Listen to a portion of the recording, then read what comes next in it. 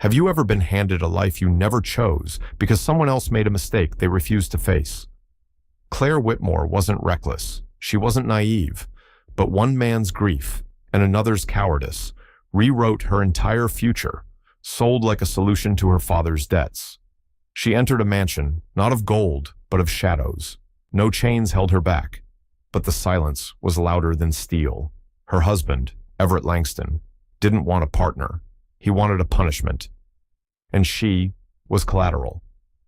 But what happens when the woman you tried to erase refuses to disappear, when the person you underestimated the most becomes the one who sees through every layer of grief you've built around your soul? If you were Claire, would you run or stay long enough to reclaim your voice, your power, your story? This is not a love story. Not at first. It's a reckoning, a quiet rebellion, a journey through betrayal, silence, and the kind of strength that doesn't ask permission. So take a deep breath, because you're about to meet a woman who was never meant to survive, but did. And if you're ready, don't forget to like, share, and subscribe. Because Claire's story is more than fiction. It's a question waiting to be answered. The rain had started sometime before midnight. Not a storm, not even a downpour, just a steady drizzle, like the sky itself was grieving something unspoken. Claire Whitmore sat at the small kitchen table of the home she'd lived in since she was a girl. Her fingers were curled around a chipped ceramic mug, the tea inside long gone cold. The clock above the stove ticked with quiet certainty, out of rhythm with her heartbeat. She had always known her father was drowning, not in water, but in debt. After her mother passed, something in him collapsed. At first, Claire tried to hold everything together working at the county library during the day, caring for her father in the evenings. It was a quiet life, a life of duty, but not without hope, until tonight. She had heard the voices earlier, two men, firm but polite, speaking to her father in the living room. She hadn't seen their faces. She hadn't needed to. She could read the tone. Business, urgency, no warmth. Now the house was still again. Her father hadn't come to the kitchen. He hadn't said a word, but Claire knew something was ending. The creak of the hallway floorboards broke the silence. Her father stepped into the room, eyes downcast, a folder clutched in his hands. His once powerful frame was hunched now, aged not just by years, but by guilt. "Claire," he said softly, like her name was a burden in his mouth. She looked up, calm, but not numb.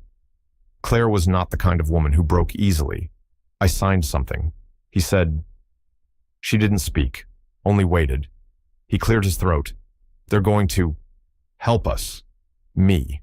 Pay off everything. The house. The treatment. All of it." Claire's voice, when it came, was steady. What did it cost? He couldn't meet her eyes. "Your hand," he whispered. The words didn't register at first. Not completely. "My hand," she repeated. He nodded.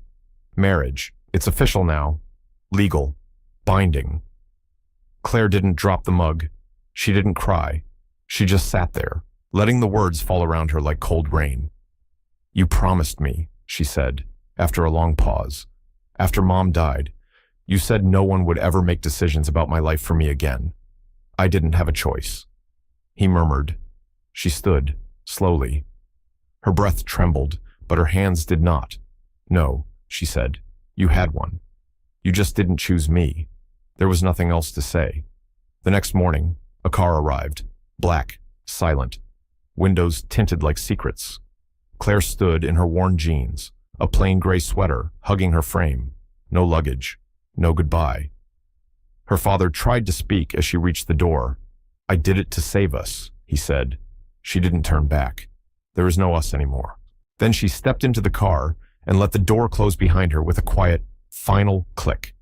The ride was long, forests blurred by, mountains loomed in the distance. Claire said nothing. She didn't ask where they were going. It didn't matter.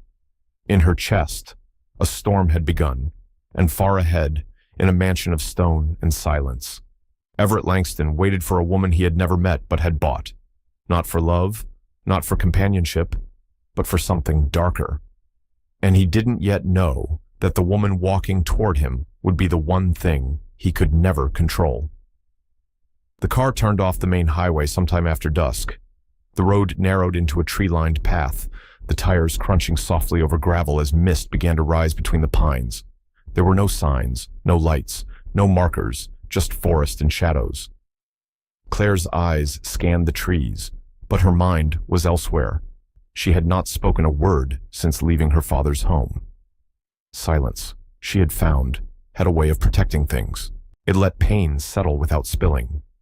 The vehicle stopped at an ornate iron gate, so tall it seemed to scratch the sky.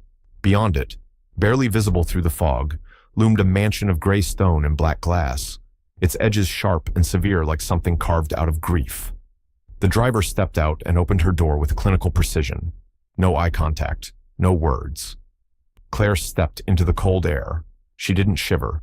She simply stood, back straight, gaze forward. Whatever waited inside, she would meet it standing tall. Two figures approached from the front steps, one a butler in a tailored suit, the other taller, broader, wearing a charcoal coat that blended into the evening. The second man stopped at the base of the stairs and looked at her. This, she knew, was Everett Langston. He didn't smile, didn't reach out, didn't speak. His face was unreadable, but not empty. His eyes, pale gray and piercing, studied her the way a collector studies a rare artifact, curious, distant, almost clinical, as if she were something acquired, not someone arrived. Claire met his gaze and didn't blink. He gestured with one hand toward the front door. "Inside," he said. Just that. The butler took her bag small, weightless. She had brought almost nothing with her, not because she was unprepared, but because she wanted no part of this place to think it had ownership over anything she truly valued. As they entered the mansion, the door closed behind her with a sound that echoed like a verdict. The entry hall was vast and cold, the kind of beauty that demanded silence. Marble floors, dark wood panels, a chandelier of crystal that looked like it hadn't sparkled in years. "Your room is upstairs," Everett said without looking at her. "Second door on the right. You'll find everything you need." Claire nodded once, and if I need something else. He turned his eyes to her again. "You'll learn not to." The air between them thickened. "You don't talk much, do you?" she said. Calm as ever, "Not unless there's something worth saying." He replied. A beat passed. Then she smiled. "Just a ghost of one."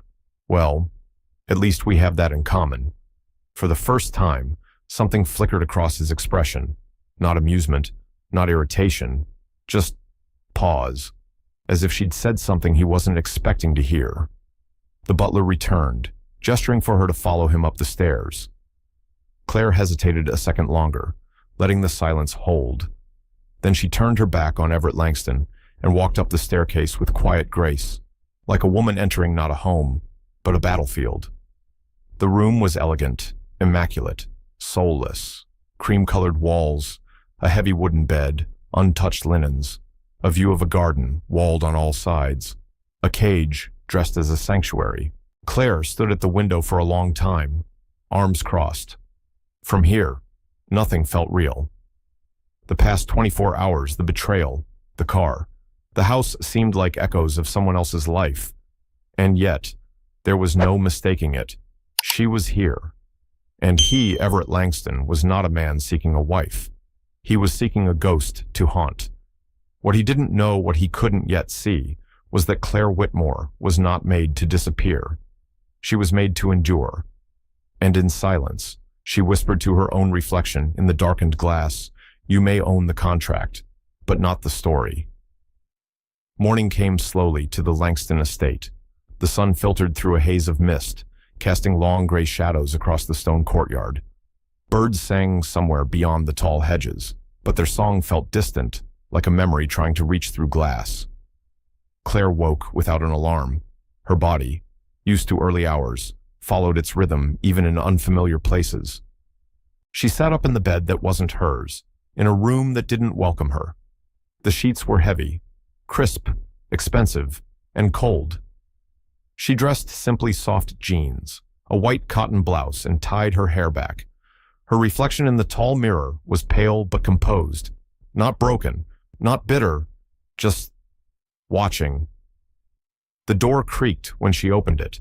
The hallway outside was silent, lined with paintings of faces long dead and furniture too elegant to touch. The house didn't speak, it whispered. Every polished surface, every shadowed corner seemed designed to say you don't belong here. Downstairs, the dining room awaited her like a courtroom. The table could seat 20, but only 2 places were set, one at each end. Silverware gleamed. The chandelier above flickered faintly in the morning light. Everett was already seated. He didn't look up when she entered, just gestured to the chair across the vast wooden table. Claire walked calmly to her seat. She didn't speak, didn't rush. She pulled out the chair, sat down, and folded her hands in her lap like someone attending a negotiation. Not a meal. Toast, fruit, eggs. None of it touched. Everett sipped his coffee in silence. Finally, he spoke. "You should eat." Claire raised an eyebrow slightly. "Because you say so." He looked at her. Still no warmth. Still no spark. "Because it's important to keep up appearances." She nodded slowly. "And what appearances are we keeping up?" "Exactly." He didn't answer. Just set his cup down with a gentle click. Claire leaned back. "If this is supposed to be a marriage, you might consider speaking to your wife." "You're not my wife," he said, voice even. "You're a name on paper, a transaction, nothing more." A pause. Then Claire smiled faintly, as if the insult didn't sting.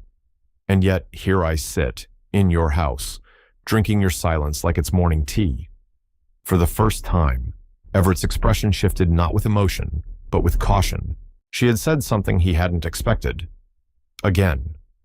After breakfast, she wandered the house. The estate was sprawling, with wings and corridors like veins branching from a heart that hadn't beat in years. Rooms were locked, curtains were drawn. The few staff she encountered nodded politely, but avoided eye contact. Claire studied everything, not out of curiosity, but survival. She noted doors that squeaked, windows that opened, footsteps that echoed. The rhythm of this place wasn't life, it was control. In the afternoon, she found a library. It wasn't grand, like the ones in magazines. It was personal, lined with dark shelves, old volumes, a leather armchair near the fireplace. Dust coated the corners. But someone had used the room recently. She stepped in and ran her fingers along the spines, names she recognized, some she didn't. She pulled a novel from the shelf, sat down, and opened it, but didn't read. Her mind was far from the pages.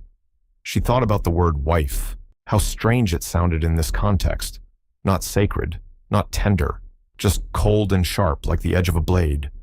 And she thought about Everett, how he moved like someone carrying a wound too old to bleed, but too deep to forget. She didn't fear him, but she didn't trust him either. That night, the halls were darker, the lights dimmed early. Claire sat by the window in her room, staring at the garden beyond the wall. A prison doesn't need bars if it's beautiful enough. And she understood now, this place was designed not to punish, but to erase. But she wouldn't vanish. She wouldn't become invisible. She had survived silence before. She would survive this too. It was in the small things, the way he never used her name, the way he left a room just before she entered, the way the staff seemed trained to pretend she was invisible. But Claire was used to being unseen. What she wasn't used to was being deliberately dismissed. On the 4th morning, she came down to breakfast wearing a soft green dress. Not formal, not defiant, just her. The sunlight cut through the dining room windows, casting gold across the polished table. Her chair was already pulled out. Everett sat at the other end, as always, a paper in hand, coffee beside him. His tie was perfectly knotted, suit pressed to an edge. His world had no room for messes or feelings. Claire sat without a word. After a while, she spoke. "Do you ever get tired of pretending this is normal?" He didn't look up. "Define normal." She leaned slightly forward, hands clasped. Two people eating in silence every day, like ghosts who never admit they're haunting each other. A beat passed. Then Everett said, I don't consider this a conversation. Claire nodded, more to herself than him. No, I didn't think you did. She stood and left the room. Later that day, she found herself in the solarium, a place of filtered light and quiet air. Plants lined the windowsills, cared for by someone other than him. A single worn armchair sat in the corner, and she made it hers. She began to write. Not a journal too sentimental for her taste, but fragments, observations, truths that had no place in spoken words. You can't punish a stranger for the wound someone else left behind. But I think you're trying to. Your house is made of silence, and I won't be another brick in its walls. That evening, dinner was served late. Claire wore a pale ivory blouse, hair loose, lips soft with color, not to impress, to remind herself that she hadn't disappeared. Everett entered and paused briefly when he saw her. Just enough of a flicker for her to catch it, then it vanished. He sat. Halfway through the meal, he spoke. You're trying to provoke me. Claire sipped her water. Am I succeeding? He narrowed his eyes. Why? Because silence, she said gently, is a form of cruelty, and I don't participate in cruelty. A flicker of tension moved across his jaw. You think this is cruelty? She set her fork down, very deliberately. I think keeping someone in a house, refusing to speak, pretending they're not human, that's not silence. Everett, that's control dressed in quiet. He pushed his chair back and stood slowly, measured. You're here because of your father. Claire didn't flinch. I'm here because you needed someone to blame. He froze, and there it was, a crack, barely visible, but real. She stood too, the air between them charged like a storm about to break. Tell yourself whatever you need, she said. But if you're looking for submission, you chose the wrong woman. She left the room, footsteps echoing softly, like a song written in defiance. That night, Claire sat on the balcony outside her room. The sky was quiet. A blanket of stars spread thin over the trees. Her breath clouded the air, and she wrapped a shawl around her shoulders. She wasn't angry. She was waiting, not for kindness, not even for respect, but for acknowledgement, to be seen, to be named. Because even in the most silent prison, the smallest voice can echo loud enough to break stone. The western wing of the Langston estate was always cold, not from weather, but memory. Even the staff avoided it. No footsteps echoed there, no doors opened. The hallway at the far end remained still, like a breath held too long. Claire noticed the pattern early. The butler never dusted past a certain door. The maid's eyes darted away when she passed by it. The key to understanding Everett, she realized, was not in what he said, but in what he kept locked. One morning, while walking the inner corridor alone, she tested the door handle. It was old, brass, with delicate engraving worn down by time. Locked. She didn't expect otherwise, but now she knew where the silence lived. That evening, after Everett had retreated to his study, Claire walked the halls again. Her steps were soft, measured, listening more than moving. The house had begun to teach her its secrets not through words, but through creaks, drafts, and the subtle heartbeat of absence. She found the butler's closet off the kitchen, filled with linens, polish, spare uniforms, and keys. She hesitated. Then she took the one marked W East, not out of defiance, out of need. The key turned smoothly in the lock. The door opened with a whisper of air, as though the room had been holding its breath for years. Inside, darkness, dust, and silence so thick it pressed against her skin. She found a lamp, flicked it on. What the light revealed was not what she expected. It wasn't an office, not a vault, but a room of memory. Photographs lined the mantel, framed letters, a vase still holding the dry, ghostly remnants of once fresh flowers. On one wall hung a portrait, a young woman, perhaps in her late 20s, smiling beneath a summer sky, blonde hair, eyes full of mischief. Claire stepped closer. On the frame's corner, carved with almost painful precision, Abigail. The name meant nothing to her, but the face, it meant everything to him.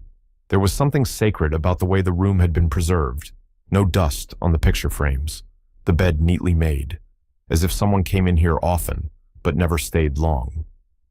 Claire sat on the edge of the bed. A sudden heaviness settled in her chest. This wasn't a room of grief. It was a shrine. She didn't hear Everett approach, didn't know he'd followed her until she saw his shadow stretch across the doorway.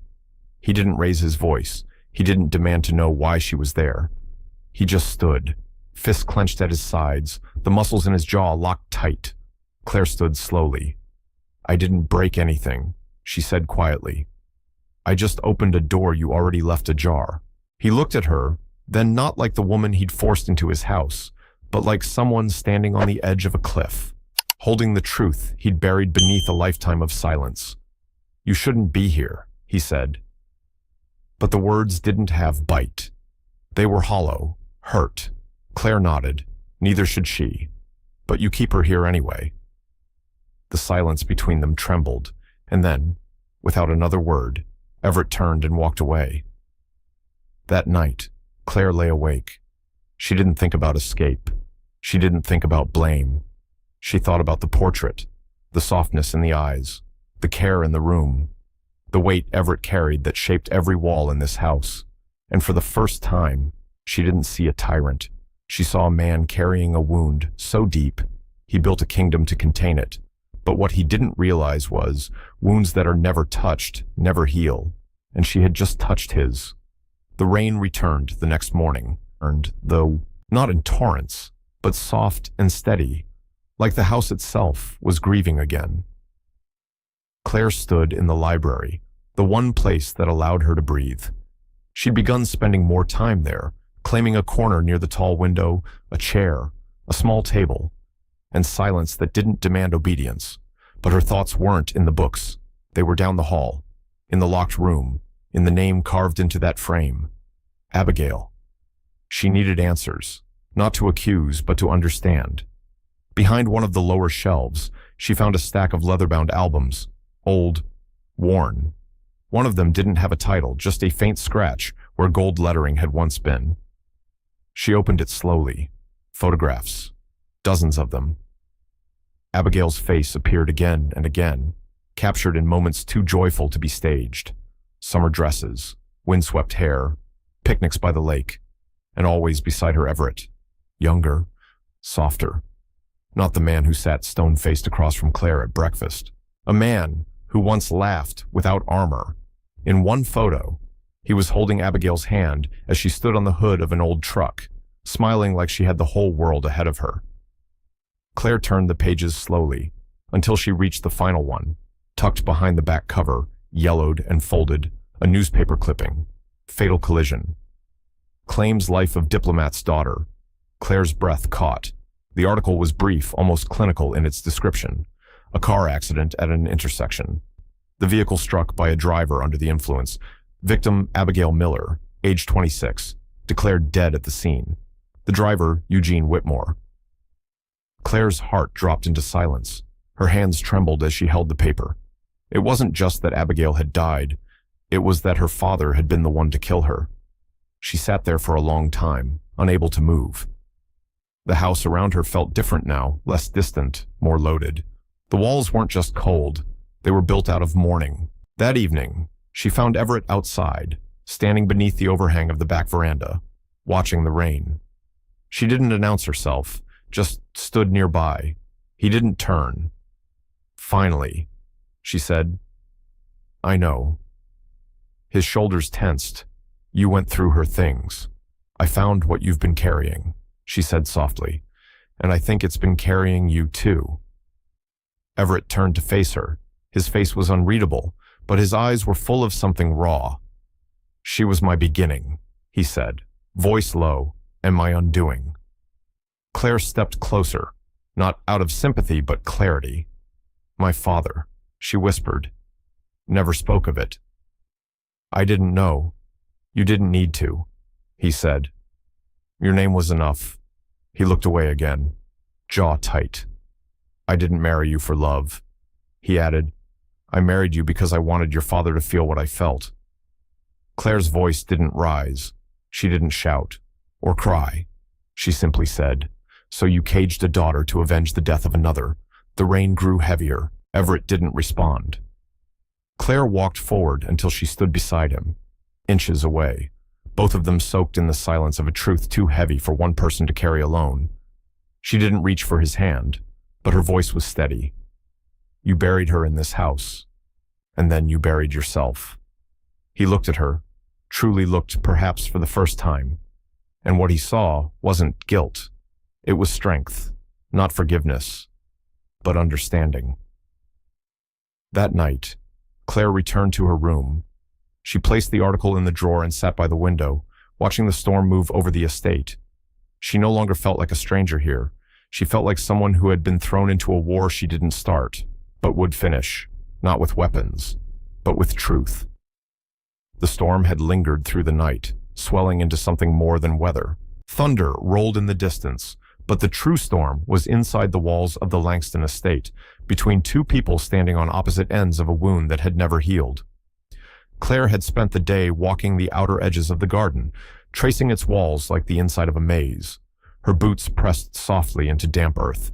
The trees bent in the wind, and the sky hung low with gray weight. She was no longer afraid. What she carried now was heavier than fear. It was knowing. She found Everett in the west drawing room, a space rarely used. Firelight flickered against the high ceilings, casting shadows that moved like ghosts behind him. He stood near the fireplace, a glass of untouched whiskey in his hand. He didn't turn when she entered, but he didn't ask her to leave either. Claire stood in the doorway for a long moment, then stepped inside. "You used me," she said. Everett didn't move. "Yes." Claire walked closer. "You made me a punishment." Still no defense. "I was the knife," she added, voice trembling but steady. "You held it to my throat and called it justice." That made him turn. His face was tired, like someone who hadn't slept in years, even while lying in bed each night. He didn't offer excuses, but there was fury in his silence, directed more at himself than her. "I didn't know what else to do with the pain," he finally said. Claire stared at him. "So, you fed it." His hand tightened around the glass. "Abigail was my life. One moment, one man. And it was gone. And the world moved on." Her eyes glistened, but she didn't blink. "Except you didn't." "No," he admitted. "I stayed in the ashes. They stood in the quiet." The fire crackled, somewhere upstairs. A window shuddered in the wind. Claire stepped even closer. She didn't deserve to die. "I won't ever argue that," she said, "but I didn't kill her, and you didn't have the courage to face the one who did, so you found someone easier to hurt." The truth landed between them like a match. Everett exhaled sharply. His voice came rough and low. "You speak like someone who's never lost everything." She didn't flinch. "My mother died when I was 15, Claire said. "She held my hand until the last breath and made me promise to never let anyone silence me again. My father, he didn't die, but he left me the day he sold me to you. Don't tell me I don't know loss." Something in his face cracked, not enough to break, but enough to flicker. He lowered the glass. "I see you now," he said quietly. Claire's voice came softer. "No, you're just starting to..." Lightning flashed beyond the windows. The thunder that followed was immediate, loud, close, almost violent. The storm had arrived fully now, rattling the foundations of the estate, but neither of them moved. In the firelight, with words as their only weapon, they stood like two survivors on a battlefield neither had chosen. "You can keep building rooms full of memory," Claire whispered, "but it won't bring her back." His jaw clenched. "It's the only thing I had left. Not anymore." She reached for the door, hand on the knob. Everett's voice stopped her. "What do I do with this?" he asked. "This truth." She turned her head, but not fully. "You don't use it to hurt," she said. "You let it hurt you, and then, maybe, if you're brave enough, you learn to live again." Then she left him standing in the room built of shadows and fire, his silence louder than any storm outside. That night, Claire didn't cry. She didn't need to. She had said what needed to be said. No more. No less. And in doing so, she had taken something back. Not control, not vengeance, but herself. The morning after the storm, the estate was quiet, too quiet. The kind of silence that settles not after peace, but after tension, like a house holding its breath, unsure if the roof had cracked under the weight of thunder or if everything had merely shifted. Claire rose early. She dressed in dark jeans and a jacket that hugged close to her frame. Her steps were light, but not hurried. She wasn't afraid of being caught. She just didn't want to ask permission. She had spent weeks mapping the estate in silence, studying the shifts in staff rotations, the gates that stayed locked only until late evening, the trail near the rear garden that bent sharply toward the trees. No one ever went there. And now, as the fog clung to the ground and dew painted the marble steps, she walked past the east corridor and into the utility hall. She slipped outside unnoticed. The cold bit her skin, but it was the kind of sting that reminded her she was alive. Every step across the gravel path was deliberate, not desperate. She didn't want to run. She just wanted to remember what it felt like to move without being watched. She reached the edge of the property, where the iron fencing met a patch of stone that time had weathered. One foothold, then another. But before her fingers could reach the top rail, a voice cut through the fog behind her. Going somewhere. Claire froze. She turned, slowly. Everett stood several feet away, arms crossed, coat unbuttoned, no guards, no weapon, just him. She didn't lie. I needed to know if I still could. He tilted his head. Leave. She nodded. Choose. A long pause. You can, he said. You always could. Claire stepped down from the fence, eyes steady on his. You say that now. His voice was calm, but tight. Do you think I'd stop you? I think you already did. Another beat of silence. Then, you think this place is a prison, Everett said. But I didn't lock you in. No, Claire replied. You just made the outside disappear. She walked past him slowly, her boots pressing into the soft mud, her breath rising like smoke in the cold morning air. He didn't follow, not yet. Back in her room. She sat at the edge of the bed, heart pounding, not from fear, but from the weight of choices. She could leave, tonight, tomorrow, maybe the next day. But she didn't want to run. She wanted something harder. She wanted to face what she now understood. This place had never been about walls. It had been about what lived behind them, and the person she was now. She didn't hide from that. That evening, Claire came to dinner dressed simply, but deliberately, hair tied back, eyes clear. Everett was already seated. He didn't speak as she entered. She sat across from him, reached for her fork, and began to eat slowly, carefully, as if she were reclaiming each gesture as her own. Midway through the meal, Everett looked at her and said, You didn't go... Claire set down her glass. No. Why? She paused, then answered with something between mercy and challenge. Because if I leave whole, not as someone you broke. His eyes lingered on her face. There was no smugness in his expression, no cold calculation, only uncertainty, like a man finally realizing he'd never known how to win, only how not to lose. That night, Claire walked the halls barefoot, her fingers brushing the stone walls. She wasn't sneaking, she wasn't searching, she was claiming, one quiet step at a time, because freedom isn't always the act of leaving. Sometimes it's staying on your own terms. The day passed like an echo. Claire stayed in the library, her chair by the window her only refuge. She didn't open a book. She simply watched the light shift through the glass. The warmth of morning turned to afternoon gold, then slid into shadow. But inside her, everything was still but not silent. Something had changed in the air between her and Everett. Not peace, not yet, but pressure, waiting to collapse. And that evening, it did. She found him in his office. The door was half open. He was standing by the fireplace, staring into nothing, a stack of untouched documents on the desk behind him. She stepped inside and closed the door with a soft click. He turned. Claire didn't hesitate. "No more half-truths," she said. "No more locked rooms. I need you to say it." Everett didn't pretend to misunderstand. He ran a hand through his hair. For once, he looked tired, not polished, not composed, just a man coming undone. "I married you to punish your father," he said flatly. "That's it." Claire didn't move. "I didn't know your face. I didn't ask your name. All I wanted was to see Eugene Whitmore fall apart the way I did." She nodded slowly. "And you thought using his daughter like a bargaining chip would do that?" "Yes." "Did it?" Everett swallowed hard. "No," he said quietly. Silence followed, heavy, not empty. Claire took a breath, voice trembling. "You turned me into a reminder of everything you hated.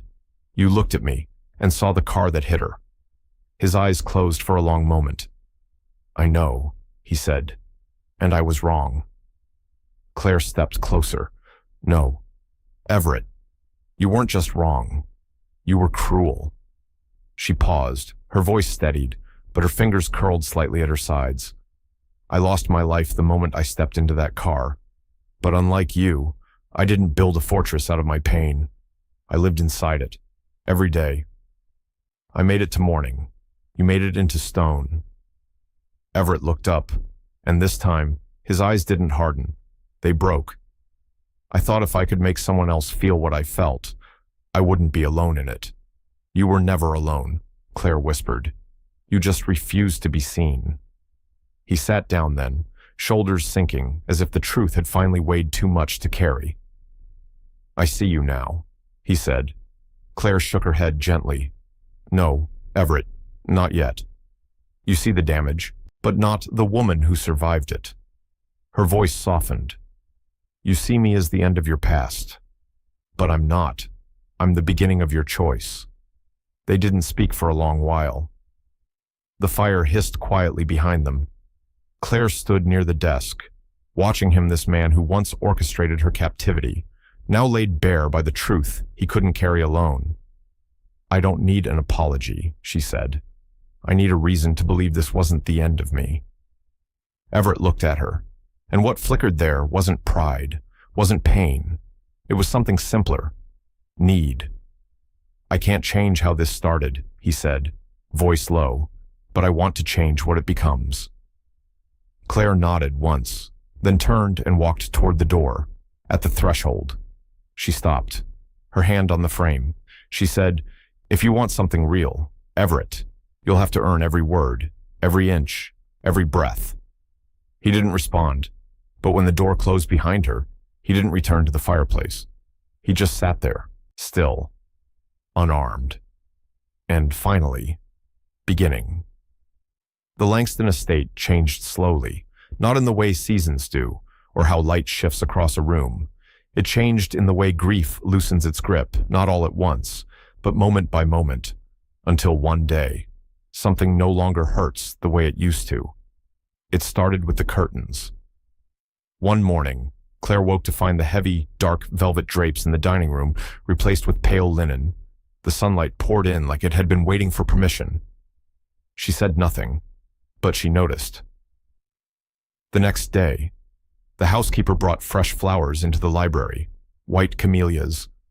Claire watched her arrange them, unsure whether the act was Everett's idea or someone else's. Still, they were there. A sign. The house was no longer a tomb. Something had shifted, and Everett. He began to appear, not as a figure at the far end of a dining table, but in quieter spaces, the garden, the hallway. Once, even in the kitchen, awkwardly trying to make tea, he never drank. Claire caught him mid-pour, standing stiffly over the kettle. He glanced up, clearly out of his element. "I didn't know if you preferred lemon or milk," he said, without looking at her. She stepped forward, calm. "Neither." He paused. "Then I've ruined both." She almost smiled. Almost. Later that week, she found him in the greenhouse, sleeves rolled up, hands clumsily repotting a wilting plant. "You'll kill it like that," she said gently. He looked up, dirt on his wrist, humility in his eyes. Then teach me. That stopped her, because it wasn't just a request, it was a surrender, a small one, but real. Claire crossed the room, knelt beside him, and showed him how to loosen the roots before replanting. He watched her hands, not just the plant, and when she was done, he said, "You have a patience I wasn't prepared for." She met his gaze. "That's because you never expected me to stay." But Claire didn't stay because of him. She stayed because of who she was becoming. And something in her shifted too, not forgiveness, not even affection, but possibility. She no longer moved through the house like a ghost. She read again, wrote again. She even opened the windows of her room and let the wind in. And Everett. He noticed. One evening, Claire sat in the solarium, journal in hand, bare feet tucked beneath her. Everett stood at the threshold, silent, watching. "I haven't asked," he said at last, "what you want from this." Claire closed the notebook. "I'm still deciding." His shoulders straightened, and for once, there was no defense in his posture. "Whatever it is," he said slowly, "I want to earn it." She didn't respond right away. Then she said, "That's not something you say once. That's something you prove every day." He nodded and left her alone, not as an escape, but in respect. That night, Claire sat at her window, staring into the dark trees beyond the garden. She didn't know what this was yet. It wasn't trust. It wasn't love. But it was no longer war. And sometimes, a flicker of change is enough to light a path forward. Claire hadn't felt like herself for days. It wasn't illness. Not exactly. Just a fatigue that wrapped around her bones. A faint dizziness when she stood too quickly. A shift in appetite. A heaviness that made her chest feel like it was carrying something too new to be named. She tried to ignore it at first, drank more water, slept earlier, took long walks in the garden, breathing deeply beneath the changing leaves, but the feeling didn't leave. And one morning, as the sun crept across the bedroom floor and touched her bare toes, the truth arrived in a whisper her body could no longer keep. She was late, very late. She left the estate on foot. There was a small clinic in town 2 miles past the iron gates, tucked beside a florist and a diner that still sold coffee in paper cups with handwritten names. She didn't give hers, the nurse didn't ask. And when Claire sat in the cold, white room with a plastic test strip trembling in her palm, the silence told her everything before the result did. Positive. She was pregnant. The walk back felt longer. Her thoughts didn't rush. They unfolded, slowly, like petals in the dark. Not from panic, from clarity. She found Everett in the garden, kneeling beside the rose beds.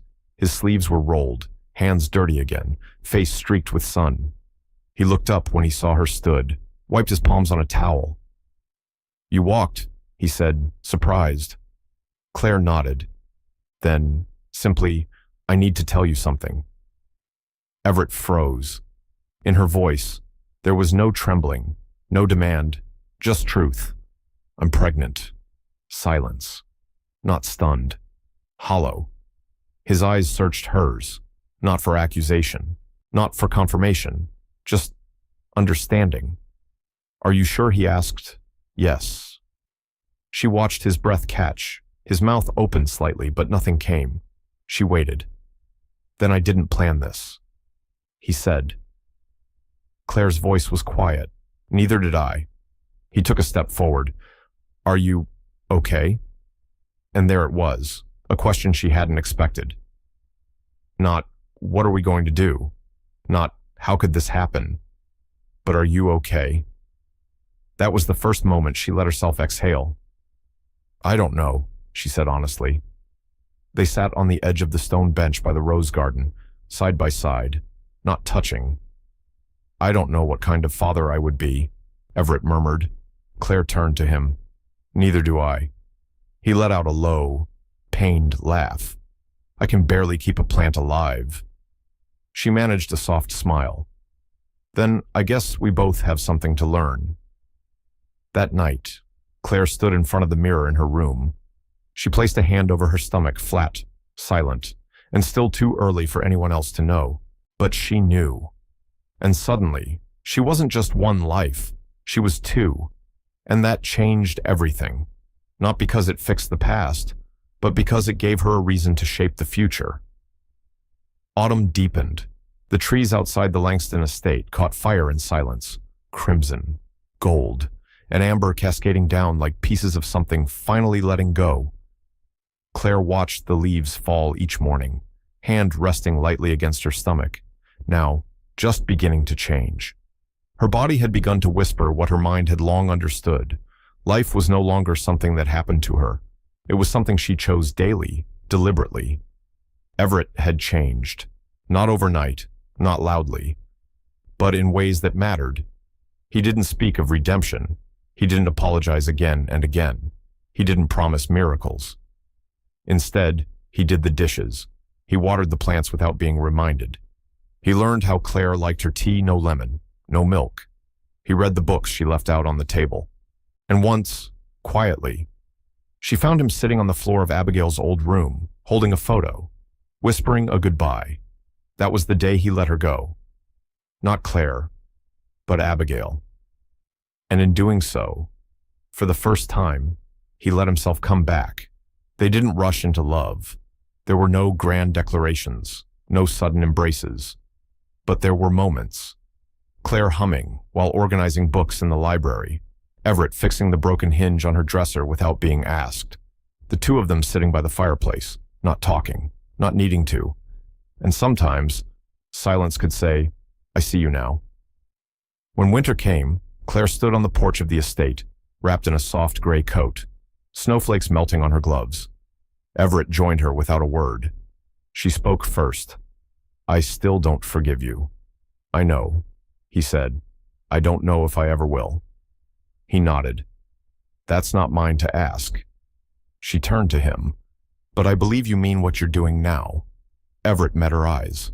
"I do." And then, in the stillness between them, "I'm not here because of what you did to me," Claire said. "I'm here because of what I'm doing with it." He didn't speak. She didn't need him to. Months passed. The nursery slowly took shape, not as a project, but as a shared act of hope. Soft blue-gray walls, a rocking chair, a mobile Claire picked out with her fingertips, tracing every wooden star.